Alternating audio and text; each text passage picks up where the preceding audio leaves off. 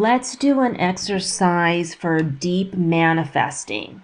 So this is way beyond the law of attraction. This is when you really, really want something to happen and you're ready to commit to getting what you wish for. Now in this exercise, we're going to develop a mutual two-way love relationship with one thing that you want. Manifesting is a mutual two-way win-win relationship. So for example, if you want money, you must develop a mutual love relationship with money. Now you may think you love money, but does money love you? Well, we're going to see in a few minutes when you do your New Year's wish prenup. If you want a house, you must develop a mutual love relationship with houses. So you may think you want a house, but does the house want you? Well, we'll see. If you want a job, you must develop a mutual love relationship with jobs. Now you may think you want a job, but do jobs want you? Well, we'll see. Okay, so step 1, in your journal, write down one thing that you are serious about manifesting. Now just think of one thing, only one thing for now. We're going for monogamy in this wish manifesting. So you're going to write in your journal, I wish for, and then you fill in the blank. Now, what you want belongs to a clan. Now, you know when you get married, you have to meet your partner's parents, their kids, their pets, their relatives, their close friends, and get their approval. Well, what happens if the parents or the friends say, hey, you know, something about your fiance kind of gave me a red flag? Now, even if your partner still marries you, they kind of hold back because, you know, you haven't really passed the smell test. So when you want to get married to your wish, it's a package deal. For example, if you wish for money, you do know, don't you? You will get rid of all your poor people problems, but then you get rich people problems. Like in the news this week, as soon as a man won a $30 million lottery, his girlfriend killed him and buried him underneath the driveway. Okay, because she wanted his money. So before you manifest a winning lottery ticket, the money clan will kind of like look at your girlfriend and tell you, you know, red flag, maybe you shouldn't win the lottery until you break up with her. And you're like, my girlfriend, like we've been together for 8 years. And the money clan says, money changes things. So when you get what you wish for, you get all the stuff that comes along with that wish. You don't just get the wish, you get the whole clan, the in-laws, everything. So write in your journal, I humbly ask permission for membership into the blank clan. So if you wished for money, it's membership into the money clan. You know, if you wished for a house, that's the house clan. You know, job, that's the job clan, love clan. So go ahead and write this now.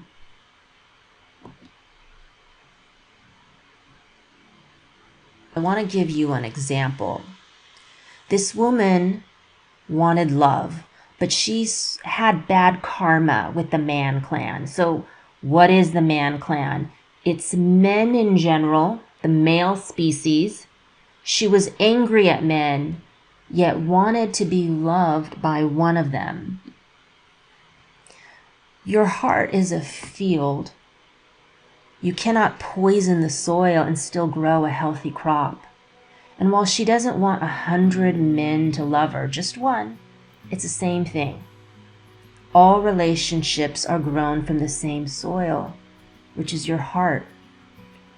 To have a good relationship with the man clan, she's got to clean her heart to love all men, not just one man. So she has to do a gratitude storm. And that's what you're going to do in a minute. Now, gratitude storm is very specific.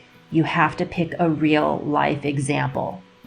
And for her, She has to pick a man, any man, just any man, a real life man, and remember a time when he was good to her.